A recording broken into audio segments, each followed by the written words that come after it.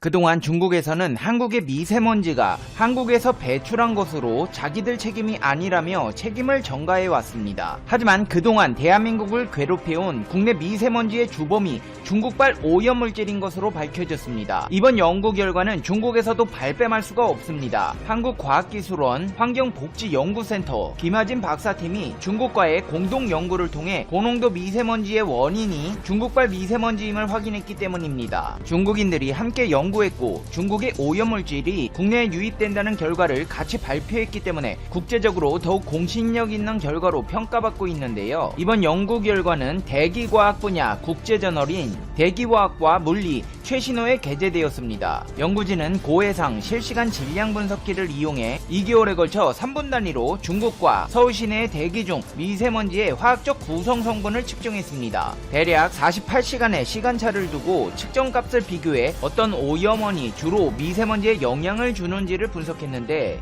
해당 기간 동안 유기물질, 질산염, 황산염 등이 중국에서 이동해 오는 오염물질임을 명확히 밝혀냈습니다. 그동안 중국인들은 중국발 미세먼지에 대해 모르쇠로 일관해왔습니다. 중국에서 날아간 먼지가 아니다. 한국의 대기오염을 왜 중국에게 책임 전가하냐며 첨예한 대립을 펼쳐왔는데요. 이러한 사실을 접한 네티즌들은 이제는 중국에 대책을 요구할 수 있게 됐다. 그동안 중국발인 거 모르는 사람 없었는데 이제야 증명이 됐다. 중국 해안에 위치한 원전에서 문제가 생기면 더 치명적일 것이라는 반응을 보였습니다. 미세먼지로 인해 대한민국 국민들이 받는 스트레스는 이만저만이 아닙니다. 코로나로 잠잠하던 중국발 미세먼지가 최근 다시 시동을 걸고 유입되기 시작했는데요. 시민들은 코로나에 이어 미세먼지가 찾아왔다. 전 세계적인 위기 상황 속에서 대부분의 국가들이 다 마이너스 성장을 했는데 중국만 경제 성장을 하고 있다. 코로나19 때문에 고생한 게 더 컸지만 그나마 위안 삼을 수 있던 게 맑은 하늘이었는데 이제 중국이 다시 활동을 시작해서 이런 날은 다시 없을 것 같다는 불안감을 드러냈습니다. 중국의 민폐는 이뿐만이 아닙니다. 미국의 제약사 화이자가 개발 중인 코로나19 백신이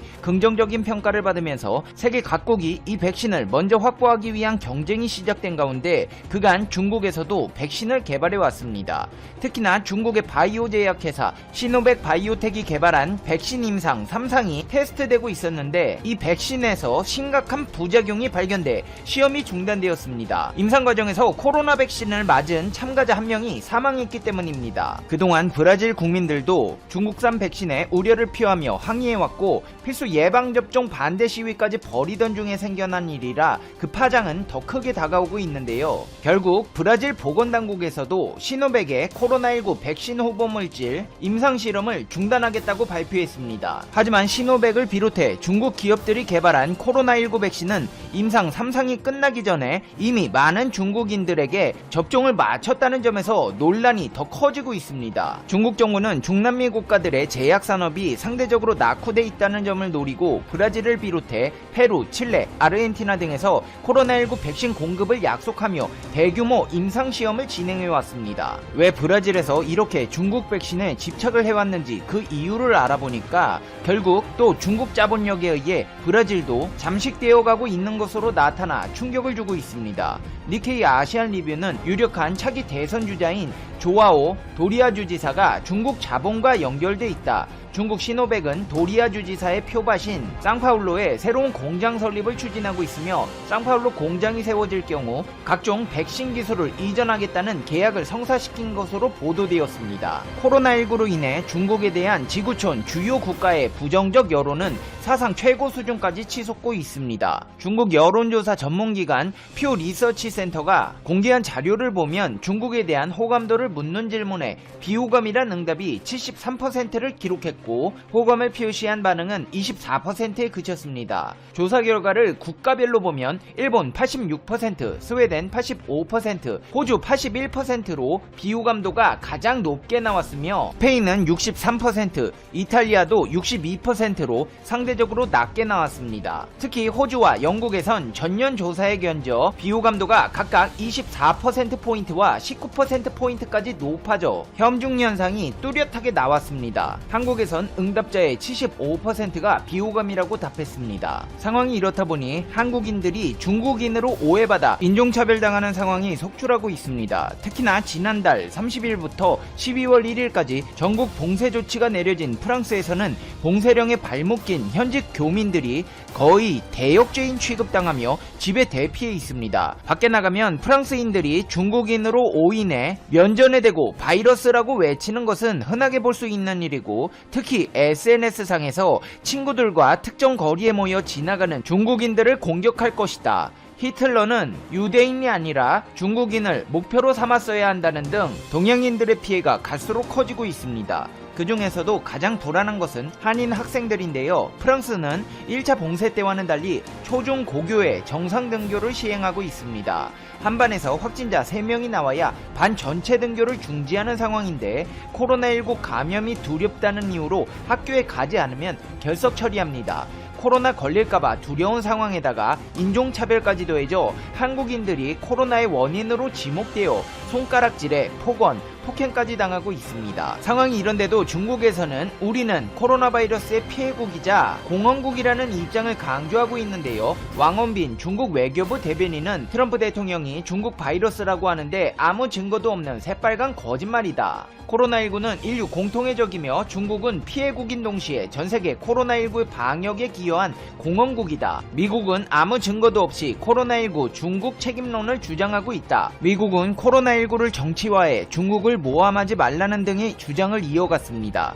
중국은 신났습니다. 그동안 총력을 다해 중국을 견제해오던 트럼프의 재선 실패 가능성이 불거지자 미국의 진정한 경쟁 상대는 중국이 아닌 신종 코로나 바이러스 감염증임이 2020년 미 대선을 통해 확인되었다고 훈수까지 두고 나섰는데요. 중국 공산당 기관지 인민일보는 자매지인 황구시보에 사설을 내고 중국을 경쟁 상대이자 적으로 취급한 도널드 트럼프 미국 대통령이 재선에 실패했다며 미국의 경쟁 상대는 중국이 아니라 코로나19라고 훈수를 뒀습니다. 그러면서 미국이 향후 자국 이익을 위해 중국을 거세게 압박할 것을 알고 있다면서 트럼프 대통령은 결국 코로나19에 졌다. 트럼프 행정부는 중국과 세계보건기구를 비난하는 데만 주력했는데 이것이 트럼프 재선 실패의 가장 큰 원인이다. 중국도 미국의 위협을 매우 중요하게 생각하지만 우리는 우리의 일부터 잘 처리하고 있다. 미국의 코로나19 사태나 잘 수습하라는 메시지를 보냈습니다. 자신들을 견제하던 트럼프가 부정선거 의혹으로 정신없는 틈을 타 중국은 대한민국의 역사를 왜곡하는데 주력을 하고 있습니다. 중국 게임사 페이퍼게임즈가 한복이 중국 전통문화라는 성명을 내 논란이 된 가운데 중국 네티즌들은 아예 한복은 중국 것이라는 운동을 벌이고 있습니다. 중국 온라인에서는 한국 누리꾼들 한푸 끌어들이기 활동, 한푸를 한복으로 보는 것에 대해 어떻게 봐야 할까 등의 해시태그가 활발하게 공유되고 있습니다. 원래 한국의 한복이라는 것도 명나라 한푸를 당시 속국이었던 고려가 가져다 쓴 것이라고 주장하며 억지 주장을 이어가고 있는데요. 이번에는 판소리까지 중국 것이라고 우기고 나서 공분을 사고 있습니다. 중국 최대 포털 바이두는 국악인 판소리를 중국 문화로 소개하며 조목조목 근거를 대고 나섰는데요. 바이두에서는 19세기 초에 판소리 악보가 만들어졌다. 20세기 중엽 조선족을 중심으로 공연 예술로 만들어졌다. 판소리를 해링시에 전문학교를 개원해 학생들을 양성하고 있다. 판소리의 대표적인 인물인 강신자, 김래호는 둘 다 조선족 출신이다. 중국 정부에서 운영하고 있는 무형문화 정보 사이트 중국 무형문화 제막 역시 판소리를 중국 문화로 소개하고 있다. 지린성과 라오닝성에서 유행하고 있는 문화다. 21세기 들어 판소리의 발전에 어려움을 겪고 위축되고 있는 상황으로 후계자 양성과 보호가 시급하다고 판소리 보호를 주장했습니다. 중국이 최근 들어 판소리를 중국 것이라고 주장하고 나선 것은 BTS 슈가의 솔로곡 대취타나 밴드 이날치의 범 내려온다가 화제를 모으면서 세계적 인기를 누릴 조짐이 보이자 자신들의 문화라고 소개하고 나선 것입니다. 하지만 누가 뭐래도 판소리는 17세기 이전에 발생한 한국 고유의 전통문화입니다. 판소리는 2013년 유네스코 인류 문화유산으로 등재돼 한국의 전통문화임이 세계적으로 인정되기도 했습니다. 최근 한 폐렴에 대한 일련의 사태에서 한국을 대하는 베트남의 태도가 동아 위에 오르고 있다. 그동안 한국은 베트남에 많은 투자를 해왔는데 또한 폐렴 사태가 확산되자 한국인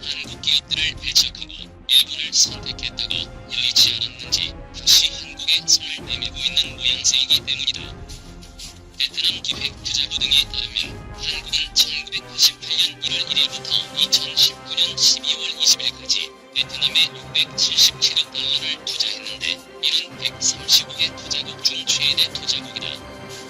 이를 이어 일본 593억 달러, 싱가포르 498억 달러, 대만 324억 달러, 홍콩 234억 달러 순이다. 특히 지난해에는 베트남 전체 외국인 투자의 20.8%를 차지하는 등 한국은 2014년 이후 매년 60억 달러 이상 꾸준히 베트남에 투자하고 있다. 진출 초기에는 섬유, 의류 등 경공 위주의 투자를 진행했었다가 2009년 삼성전자가 베트남 북부 홍근성에 휴대전화 생산 기지를 마련하면서 전기, 전자 관련 한국 기업의 베트남 투자 진출이 증가했다. 이외에도 2014년, 2017년 삼성 디스플레이 생산 공장, 2015년 삼성전자 소비자가전 복합단지, 2016년 LG 하이폰 캠퍼스, 2018년 효성화학공장 등 국내 대기업의 베트남 진출이 꾸준히 이어지면서 중소, 중견기업의 동반 진출이 확대됐다. 그러나 한폐렴 사태가 확산되자 베트남 항공사들은 지난 2월 말 한국행 결항을 결정했다. 게다가 베트남 정부는 지난 2월 29일부로 한국민에 대한 무비자 입국을 임시 불허하고 사실상 신규 비자 발급을 중단한 데다가 한국 관력의 기의 경우 대도시와 차량으로 최장 12시간 이상 떨어진 공항 두 곳에만 내릴 수 있도록 해 한국과 베트남을 잇는 하늘길이 끊기게 됐다. 그러자 삼성, LG 등 베트남에 진출한 국내 대기업의 비상이 걸렸다. 한국의 엔지니어들을 베트남으로 이동, 배치해야 하는데 베트남 정부가 한국에서 입국하는 모든 이들에 대해 예외 없이 2주간의 시설 격리를 결정했기 때문이다. 베트남의 완고한 태도에 한국 정부와 박물관, 베트남 대사 등의 노력으로 한 달이 지나서야 삼성과 LG가 베트남 공장에 수백 명의 직원들을 급파할 수 있게 됐다. 우한 폐렴 확산에 따른 투자 위축을 막겠다는 베트남 정부의 배려로 예외 입국을 허용해준 것인데 삼성전자가 베트남 총 GDP 중 20%를 차지하고 있는 것을 고려하면 배려라는 표현이 무색하기만 하다. 업계에 따르면 이를 통해 삼성과 LG 소속 엔지니어 약 400여 명이 전 세계를 통해 베트남에 배치됐고 추가 파견을 위해 베트남 정부와 협의 중인 것으로 알려졌다. 이 와중에 베트남 홍의인 수안副총리는 지난 23일 아베 일본 총리에게 서한을 보내 우한 폐렴으로 인해 양국이 직면하고 있는 어려움과 경제적 손실 상황을 공유하고 협력하자는 제안을 한 것으로 알려졌다. 일본 정부와 국민들의 우한 폐렴 통제를 위한 노력을 높이 평가하고 질병 예방과 통제에 상호 협력을 강화할 것을 제안한 것이다. 이렇듯 반한천일 전략을 펼친 베트남이 최근 한국 기업들의 우한 폐렴 진단키트 공급 요청을 한 것으로 확인돼 국민들의 공분을 사고 있다. 베트남은 뒤늦게 우한 폐렴 확진자가 증가하고 있는데 3월 31일 현재 확진자가 204명으로 늘어나자 정부가 한 폐렴 전국적 유행을 선언했다. 이로 인해 베트남 각 지역의 대중교통 운행은 사실상 중지되며 주민들의 이동도 15일간 금지 수준에 가깝게 통제된다. 이에 베트남 보건부는 지난 29일 한국 기업들로부터 5,000개의 키트를 제공받아 사용 중이며 20만 개를 추가 수입할 예정이라고 밝혔다. 인프론바이오, 진매트릭스 등은 최근 베트남 등에서 진단키트 공급 요청이 쇄도해 수출을 앞두고 있다고 밝힌 바 있다. 이 소식을 접한 누리꾼들은 한국 싫다고 할 때는 언제고 이제 와서 진단키트 달라고 하는지. 한국의 우호적인 게 아니라 돈의 우호적인 나라였나 한국 사람들에게 잘해주는 조건으로 제공해야 등의 반응을 보이고 있다. 수도 하노이, 경제 중심지 호치민의 대한 봉쇄 가능성도 점쳐지고 있는 가운데 한국 베트남의 태도가 어떻게 변화할지 귀추가 주목된다. 베트남 올해 경제 성장률 전망 4.9%. 베트남의 올해 경제 성장률이 대폭 하락할 것이라는 전망이 나왔다. 1일 세계은행은 보고서를 통해 베트남의 올해 성장률이 4.9%로 예상된다고 밝혔다. 이는 당초 전망치였던 6.5%에서 1.6% 이상 하락한 것이다. WB는 중기적으로 베트남 경제에 대한 유리한 전망에도 불구하고 세계 코로나19 전염병으로 인해 GDP 성장에 부정적인 영향을 미칠 것이라고 설명했다. 그러면서 단기적으로 코로나19 발발은 세계 경제에 크게 의존하고 있는 베트남 경제, 특히 제조업과 관광 산업에 더 큰 악영향을 미칠 수 있다고 지적했다. 다만 중기적으로 베트남 성장률은 2021년 7.5%로 반등하고 2022년에는 약 6.5%로 수렴해 외부 수요 개선과 서비스 국내 강화, 농업 생산의 점진적인 회복을 반영할 수 있다고 덧붙였다. 아울러 보고서는 베트남 정부가 장기 예방 및 보건 시스템 역량 강화하고 질병 통제하면서 도시 경제 보전하기 위해 긴급 투자 솔루션을 실시할 것을 권고했다. 한편 베트남은 올해 1분기 GDP 성장률이 대폭 하락하면서 경제의 적신호가 켜졌다. 베트남 통계청에 따르면 베트남의 올해 1분기 성장률은 3.82% 나타내 2009년 이후에 가장 낮은 수준을 기록했다. 베트남이 실제로 중국을 대체할 수 있을까요? 삼성마저 떠났다. 베트남은 이번에 코로나 사태에서 한국에 등에 칼을 꽂았다.